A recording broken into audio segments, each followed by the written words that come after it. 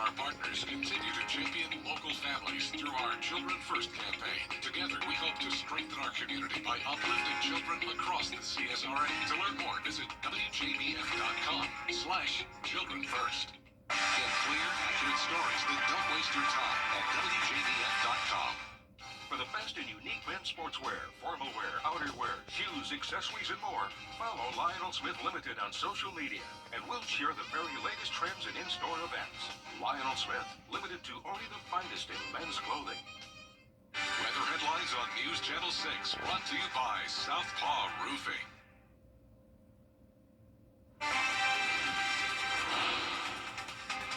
In Columbia County. We'll have an update on two major road projects as your News at 5 starts now. Live from Television Park, this is WJBF News Channel 6 at 5.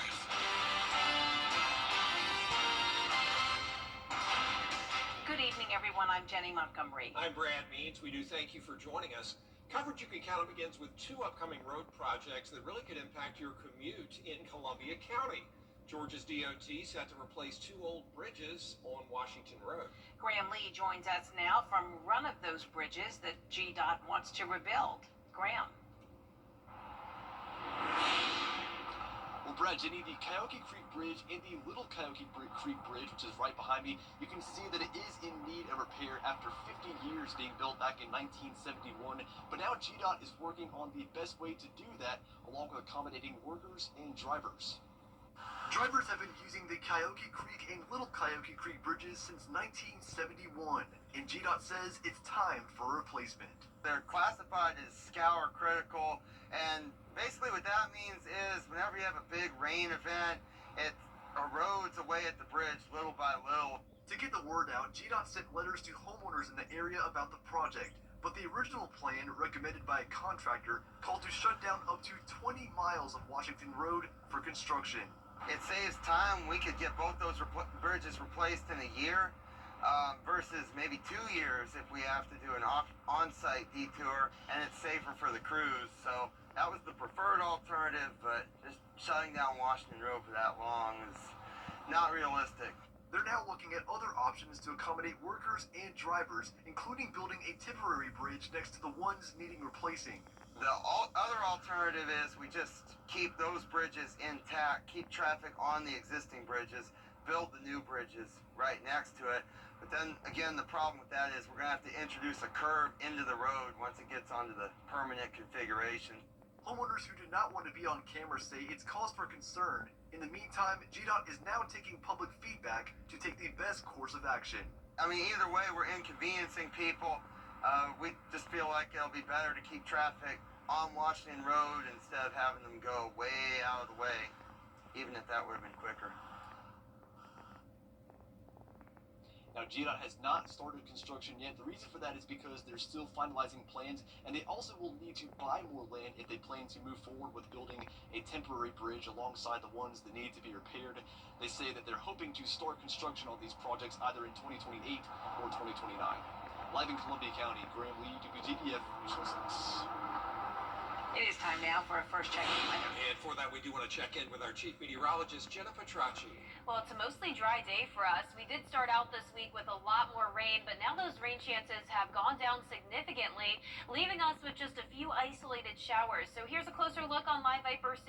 Notice Jenkins County right around Millen has a stray shower, and then a few more in southwestern Aiken County. Other than that, it's bone dry with some cloud cover. This is a live look in at our Terry Limbrough Hyundai Skyview cam outside the station. Definitely hot today, but not as hot as it could be. Our temperatures are actually a little bit below average, sitting at 92 in Augusta, 88 in Barnwell, 87 in Bamberg, Louisville, you're at 93, 94 in Gibson, and 92 in Edgefield. With dew points still in the 70s for the most part, it is feeling like around 100 degrees across the board. 100 in Augusta, 102 in Evans, 102 in Edgefield. Aiken, you're feeling like the upper 90s, but nonetheless, it is hot everywhere. We're just not up to around 105 to 108 like we had just a couple days ago. Winds are coming in from the southeast, just a light breeze, 11 miles per hour in Aiken, 9 in Augusta. And for the rest of your evening, we have the possibility of a stray shower or two, but for the most part it will be dry and those temperatures will be staying in the 80s. Coming up, I'll have more details on your forecast as those temperatures continue to climb, but back to you, Jenny. All right, Jenna, thank you. A man in Columbia County is in jail accused of raping a child. 67-year-old Michael Poole is accused in this case. Investigators say it happened in March of 2017. The alleged victim was 6 years old at the time. Poole was arrested on Monday. Augusta city leaders consider Still ahead, beating the summer heat. how to get yard work done while staying cool and safe. That's after the forecast from Jenna. And speaking of summer heat, we're definitely going to be feeling it this weekend as those high temperatures soar into the upper 90s. I'll have a look at your next 10 days coming up.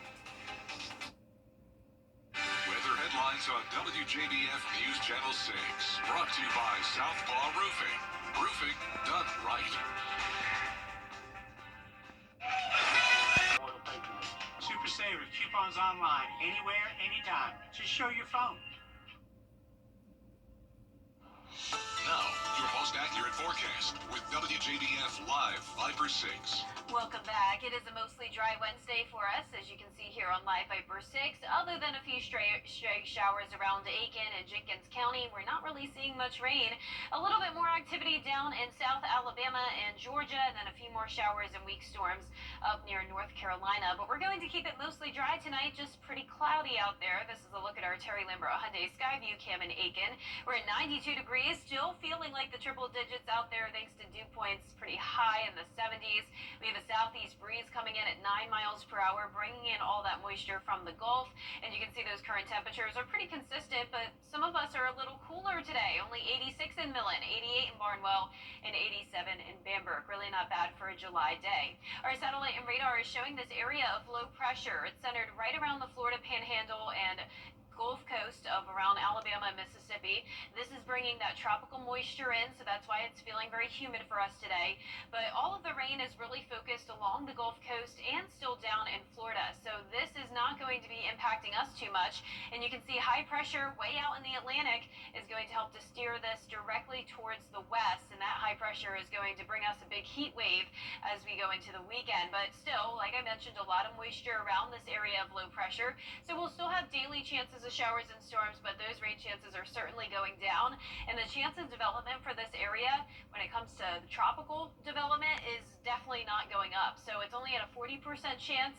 It doesn't look like this will be our next named storm at this point, since there's just really not much opportunity for it to strengthen over the open water. And you can see on our futurecast, it's not going to move directly inland, but it will just hang around the coastline here, bringing waves of rain and storms across Louisiana, Mississippi, and Alabama. And for us, we're just going to still be under that influence of a southwest wind, bringing a few isolated showers and storms. We'll also have a front to the north of us, so can't say it'll be completely dry over the next few days, but it's definitely going to be drier than it was a few days back. So here's a look at Friday evening. We're still sitting mostly dry, with overall just expecting around half an inch to 1 inch of rain over the next several days in our area, but definitely those high rainfall totals from the Alabama Gulf Coast all the way into Texas and down in Florida. Now, over the next few days, it is going to get really hot. We're going up to 95 on Thursday, 98 on Friday and Saturday. Maybe nice to go to Peach Jam and stay in that air condition. But if you are going to be out and about tomorrow, maybe get some ice cream. It's National Peach Ice Cream Day, very fitting for this time of the year. And we'll be going up to 93 at the 3 o'clock hour, once again topping off at 95. Then we're going to climb all the way to 99 on Sunday and Monday, and it still stays hot pretty much all of next week. But our low temperatures tonight will be near average, overall pretty mild. Highs tomorrow will be around 92 to 96 degrees, and that 10-day forecast is showing just a 10% chance of rain for Thursday, 20% Friday and Saturday, and then slowly increasing up to 30% Sunday and Monday. Then we'll have our highest chance of rain next Tuesday. Really won't bump our temperatures down a whole lot, though, as we'll continue to stay in those mid-90s. Jenna, thank you so much. Thanks, Jenna. Doctors are sharing important tips to stay safe in this heat as you're working outside. These hot temperatures can be a problem for our first responders. On Monday, 2 ambulances were on scene at Freedom Bridge following a news conference to assist several deputies struggling with the heat.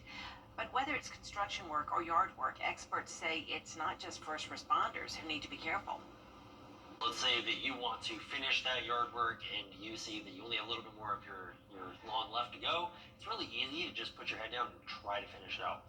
But if you start noticing that you're sweating profusely, you can't cool down, you're feeling almost short of breath, lightheaded, maybe even confused, those are all really big signs to step away, take a break, get some shade, drink plenty of water. It's like good advice. You know, a lot of you might use sports drinks while you're outside in the summer, like Powerade or Gatorade. Doctors say you can still drink those to replace electrolytes, but you should reach for a water bottle first. Up next, a shocking speech from Scotty Scheffler. Why he says his run at the top is no longer satisfying. After the break. A car wreck can happen